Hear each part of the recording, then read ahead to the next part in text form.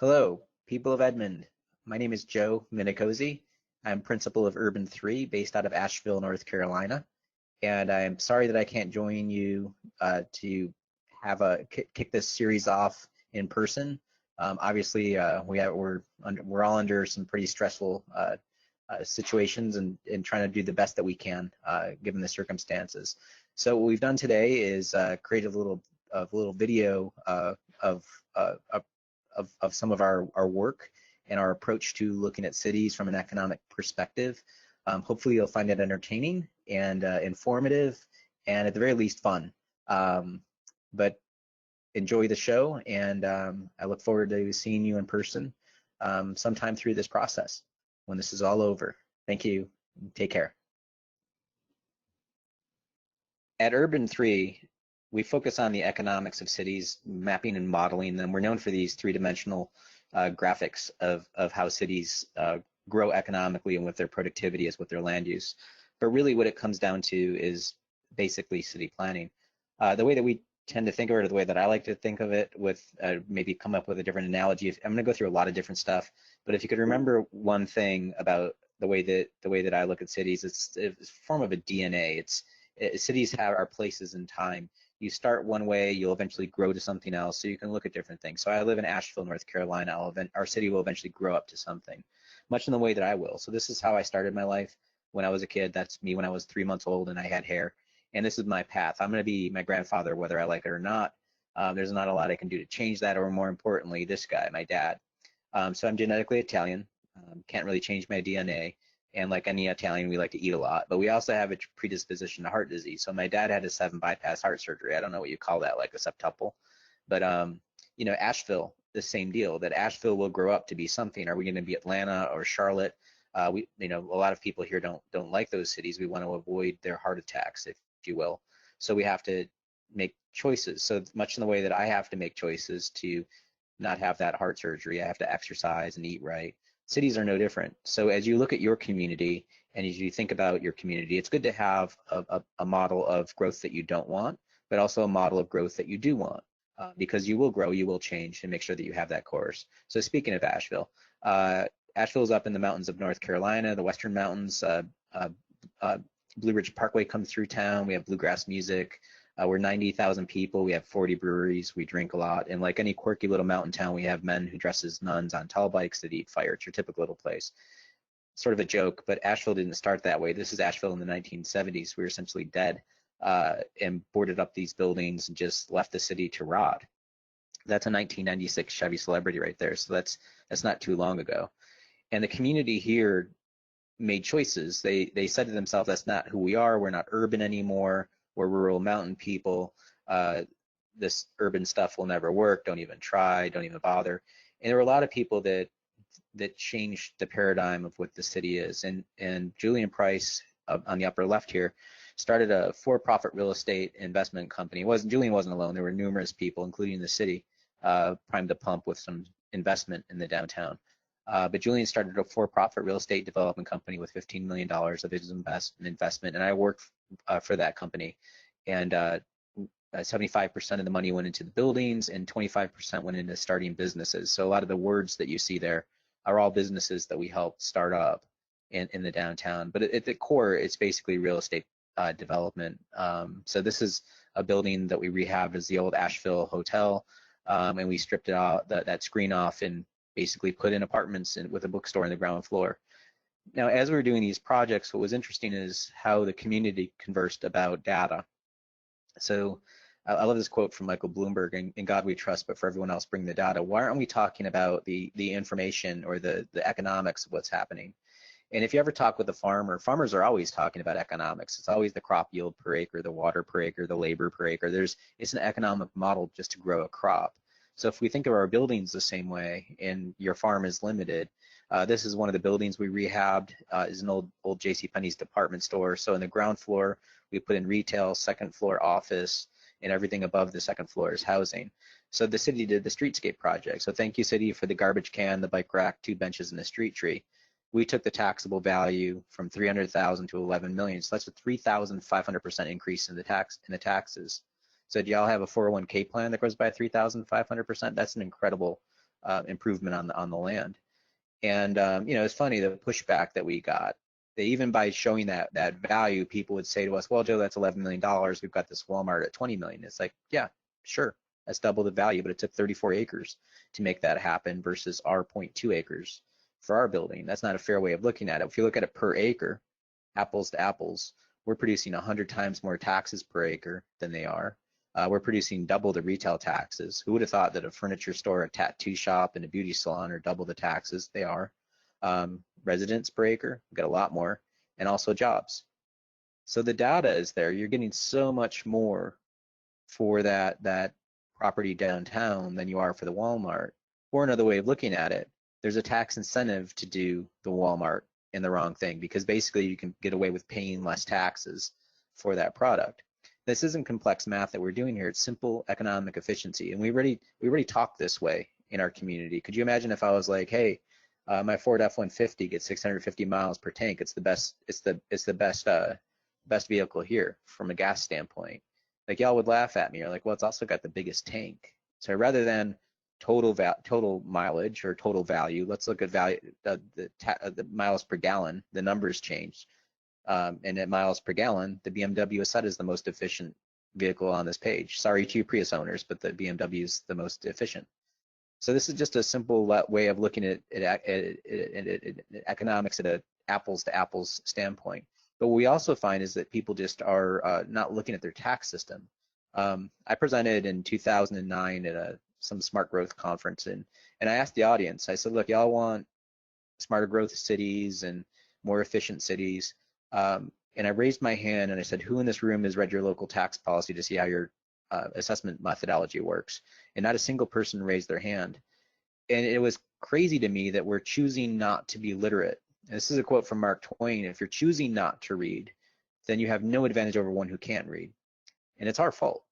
And tax policy matters. You know, people ask me, why does tax policy matter? Well, it's how you run your city. So this is, if we're a $15 million investor in our downtown is worth $100 million in 1991.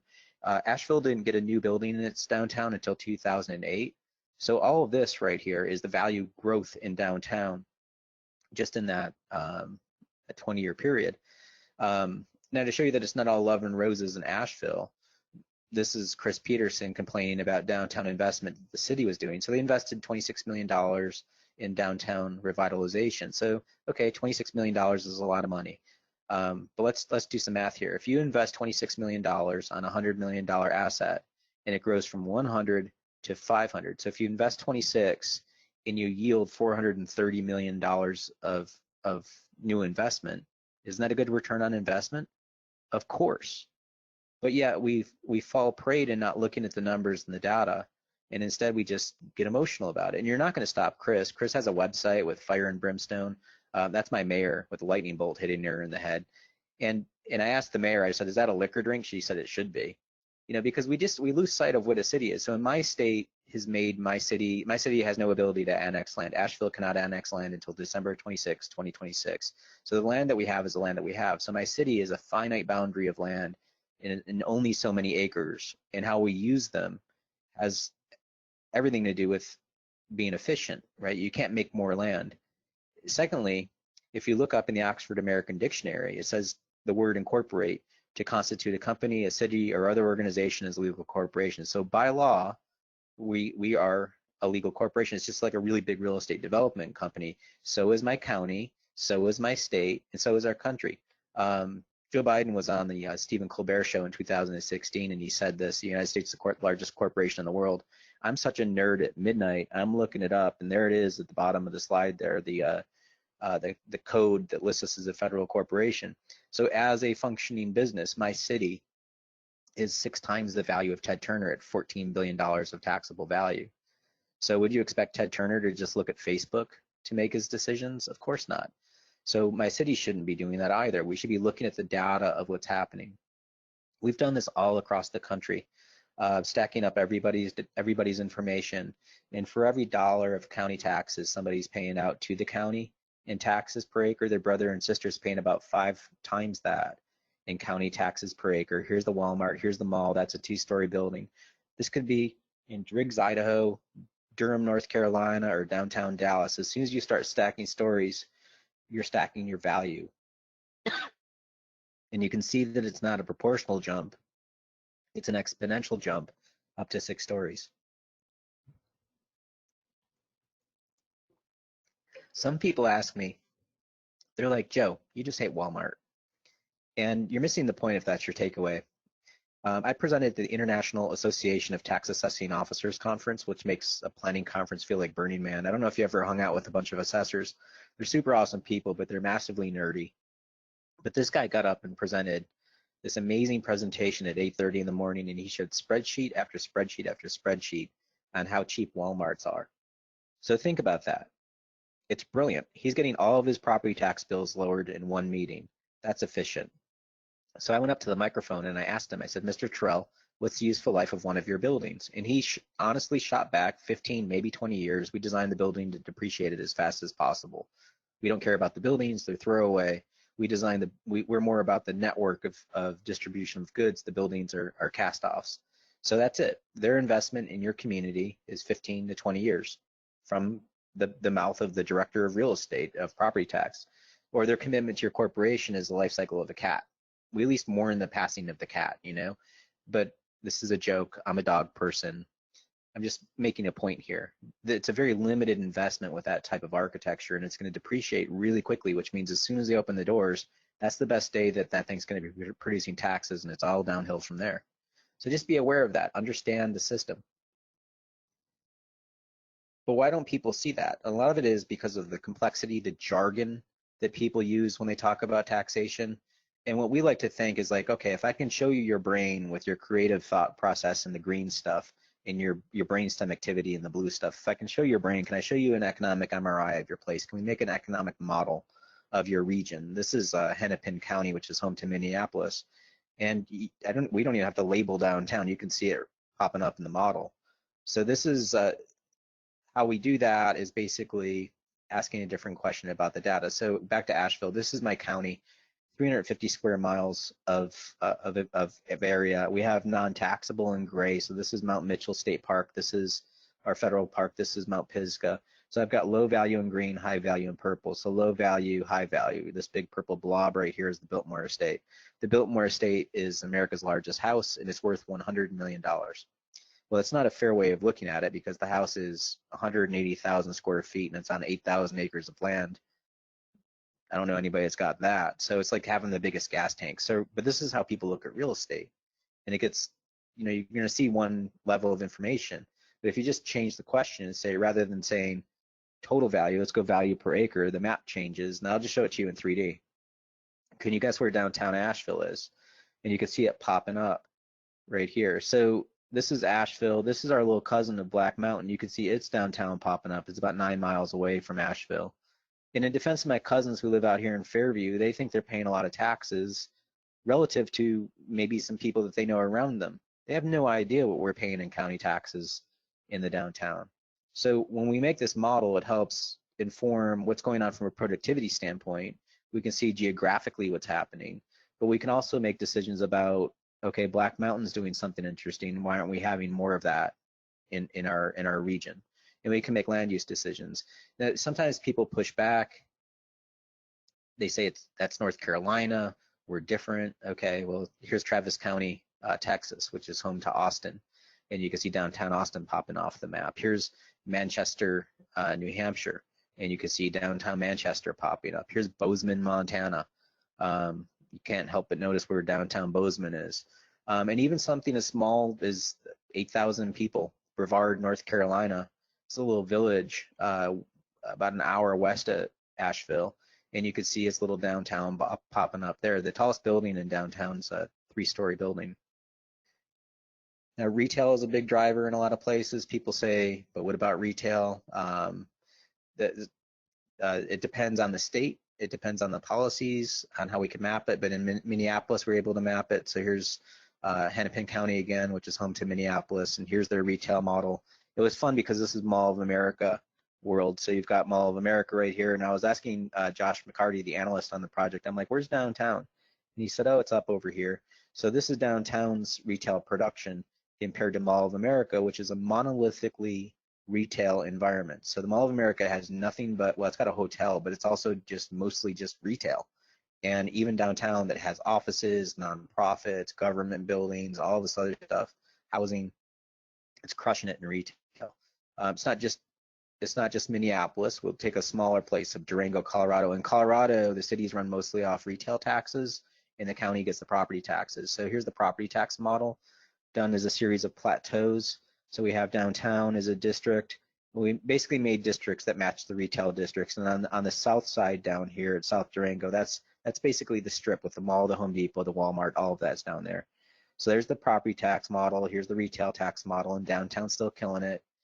Total productivity, jobs.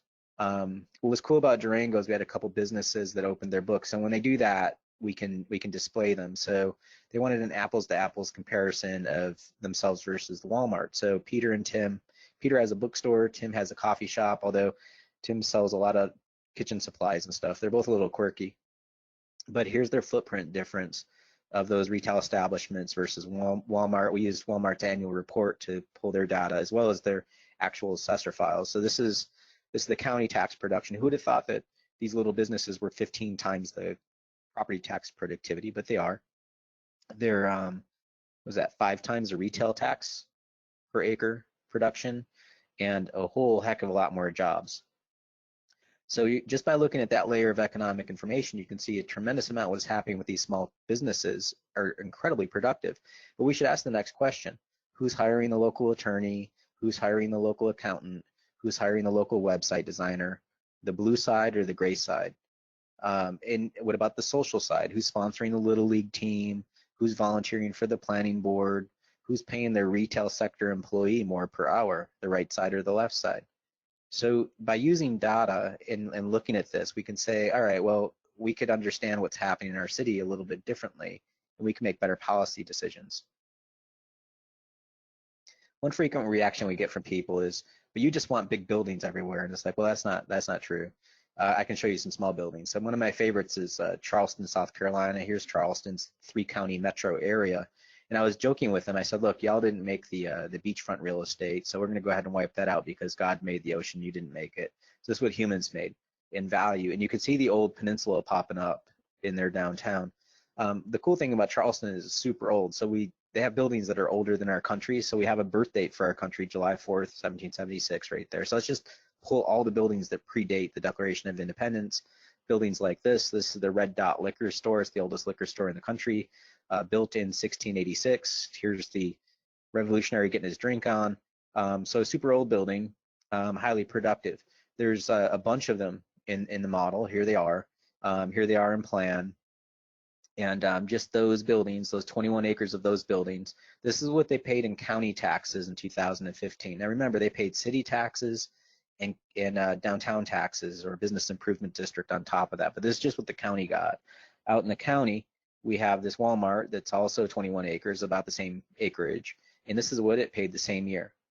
Apples to apples, same territory pretty much, but look at the wild difference. Those old buildings are paying 13 times the taxes, and they've done it for 240 years. They're not going to be gone in 20 years. So this is how you can produce wealth with little buildings that are, essentially colonial. They're not that difficult to build.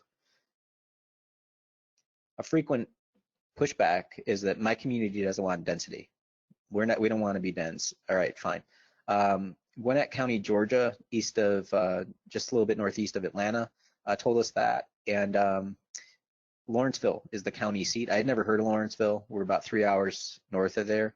But it was really interesting. The Chamber of Commerce was our client, and they actually told me that I wasn't allowed to say 4 words when I came to the county, like George Carlin's dirty words or something, that I couldn't say the word urban, city, town, or municipal in the presentation. So I don't know what I'm going to say about my company. I guess we're just 3. But as we did the analysis, they told us they're rural. They're outside the beltway of Atlanta.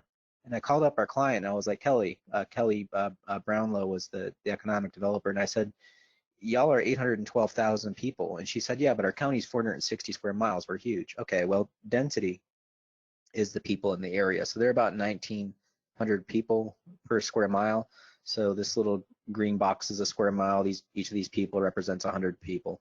That's your density, which is less dense than DeKalb, which has a piece of Atlanta in it. But we had all this other data, so we put it out there for them.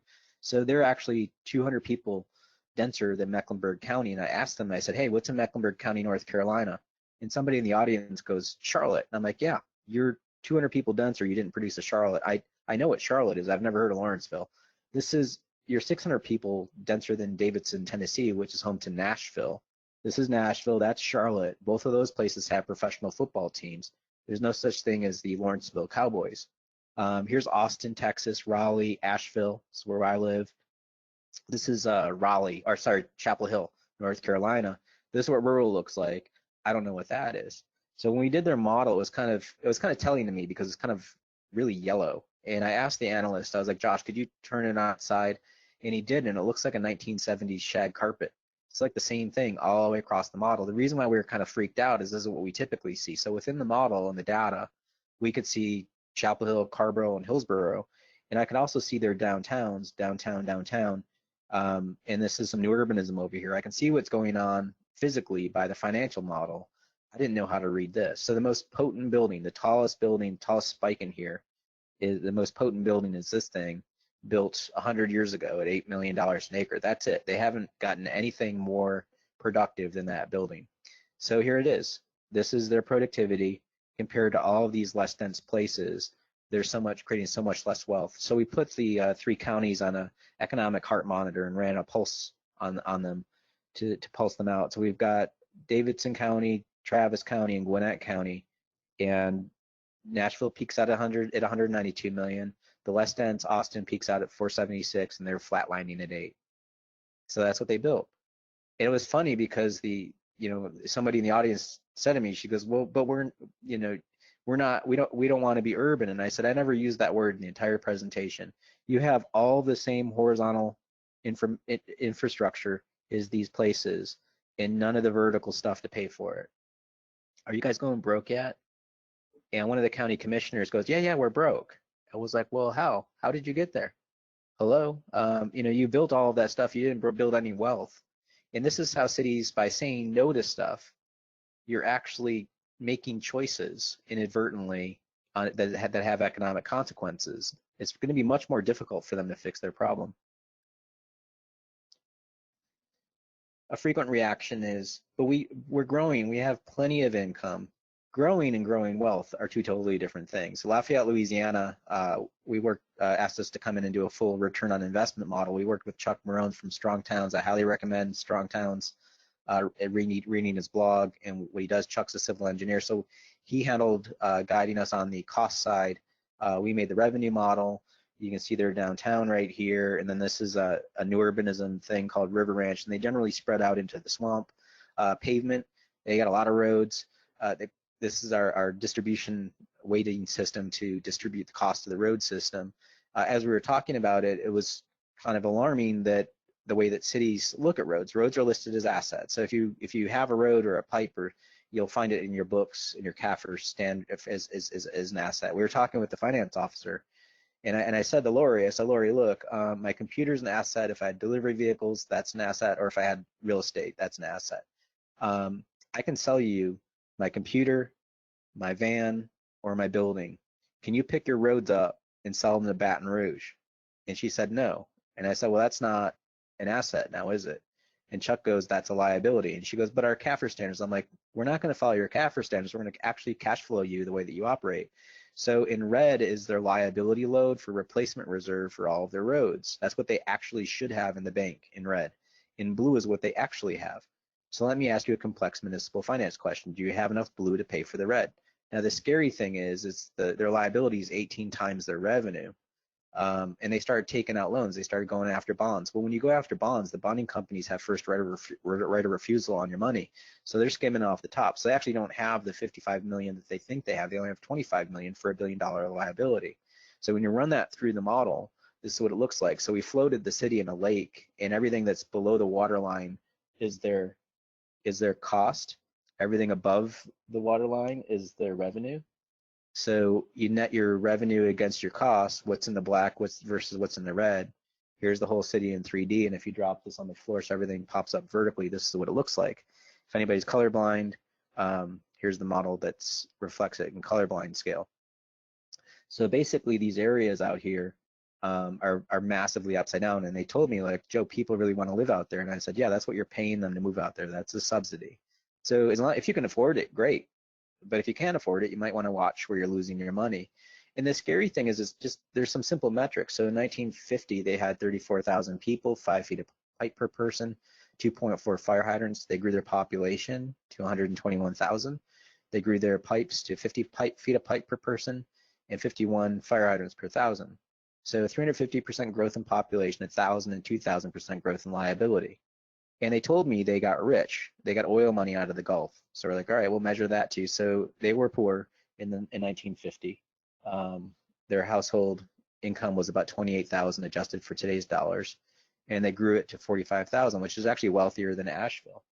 But that's only 160% growth in wealth. So 160% growth in wealth, 1,000 and 2,000% growth in liability. That's just not a good economic model.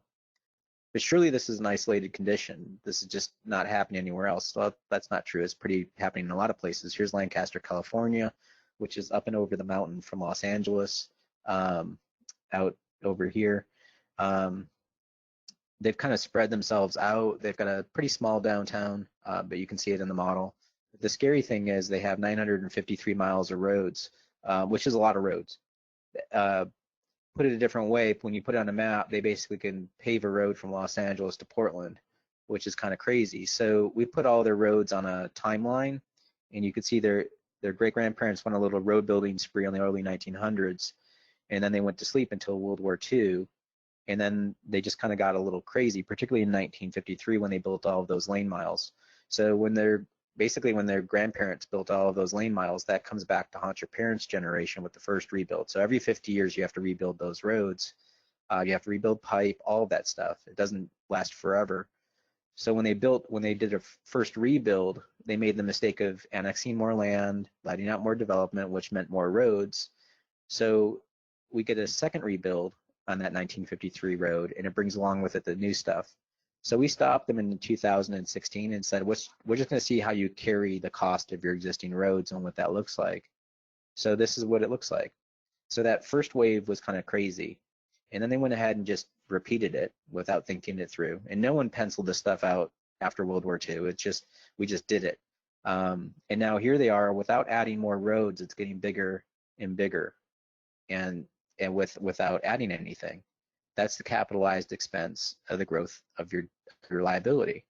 So we flushed their money into their road system and showed them, like, look, y'all can only afford 50% of your roads. Now, this isn't to say just tear up everything that's red, but talk fair and honest with your citizens to get them to understand what you're up against, because you have to fix this stuff. And this has been the attitude of how we've done things in every American city, that it's going to be somebody else's problem down the road. We're just going to grow because this is what I want now. But that would be tantamount to me eating pizza every single day and just ignoring the fact that I'm going to have consequences in the future. But Joe, this is super depressing. Is there a way out of this? Yes. Well, it starts by measuring stuff. Eugene, Oregon, we did their return on investment model. So here's Eugene. Here's its city floating in a lake with the revenues above the waterline, costs below the waterline, netting the cost against the revenues, what's in the red and the black. Here's the city in 3D. You can see their downtown crushing it. If you lift this model up like you're looking for a salamander under a rock, you see the costs spread across the model. They asked us to break down the buildings, so we made this kind of Brady Bunch slide of residential, low density, medium density, high density, mixed use, low, medium, high, commercial, low, medium, and high. And basically these are the sticker prices for those building typologies. In Eugene, the average single family detached house is a net loser of $1,400 for that typology. Now, this isn't rocket science. It's not new, actually. The Nixon administration in 1973 ran the numbers to show us this stuff back then. And we got, predictable pushback from the community that I want a house. It's like, yeah, that's great. But for 80% of your land use, it's probably not a good use of the land, that it's driving you upside down, and you should focus on other ways out of this. Now, this isn't to say don't do the housing, but you might want to put it on pause for a second and start to balance out other forms of development in your community. and maybe build some wealth and that positive stuff. So looking back at the model, sure, yeah, definitely add some stuff downtown and grow that wealth. But if you look at the model, it's giving you indications of other things, like this Crescent Village up here on the north side. Maybe they could do 4 more of those. You know, that's one of the things to do. But also look for other areas where you're leaking your money. You know, so don't just necessarily do it as a growth model, but also backfill and figure out where you're losing money. But this is where it's realistic and reasonable to look at incentives. There's lots of incentives that are either direct or indirect that are in the system. In Eugene, this is one of my favorites. So just something as sexy as looking at the sewer map.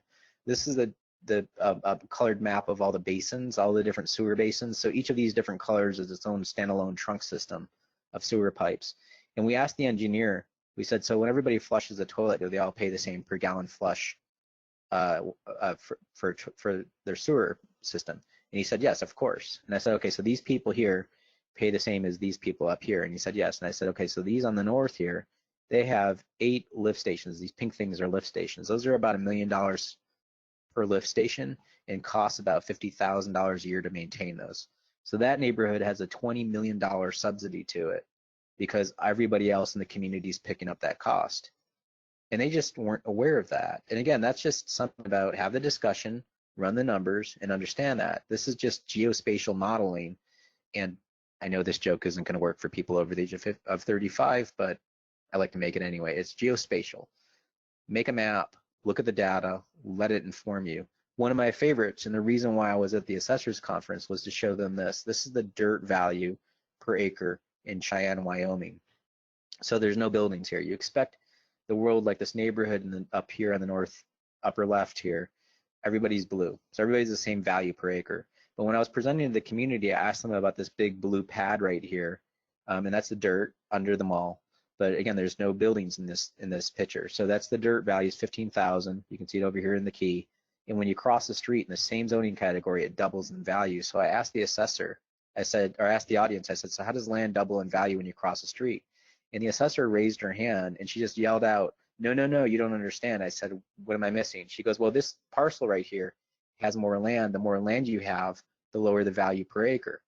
And I said, really? So I get more of your limited commodity and you give me a discount? And she's like, yes. And I said, I also get 3 miles of frontage around this property and streets. This fellow only gets 200 feet. I said, what about the streets? She goes, we don't count those. I said, so the investment that you put in the ground, you don't ever want it back. She goes, well, that's not part of our formula. So I was presenting at the assessors conference was to ask them, their magazine is called Fair and Equitable. I'm not making this up. And I said, how is this fair and how is it equitable? And to their credit, they said, it's not, we probably need to change it. And I'm like, where did this come from? Did Moses deliver this to you, the standard? And they thought this was hilarious. And they're like, no, we don't know where it came from. So if you have these standards that are giving these incentives, what's going on in the market? It's going to be taking advantage of all of these incentives and driving you broke in the process. So when you build a community and you realize you don't have money for a greenway or an art teacher or a dancing traffic cop, it's not that you don't have that money. It's that it's just being consumed in a development pattern that's wasting and squandering your resources. It's basically not paying for itself. But if we're not measuring this stuff, we can't manage it. So we advocate being agnostic about it. We're just like accountants. Your accountant is going to just measure your numbers. That's what we're doing, but we're mapping it. So your accountant doesn't care if you buy a boat. Your accountant cares if you can afford a boat, right? So make your choices, but figure out what you can afford long term with this stuff and what your true cost of development is. So put it on a map. Don't worry about what it's telling you, but it will give you information and you can see your community with new eyes. I also recommend reading Chuck's new book, Strong Towns, and do your math. Thank you.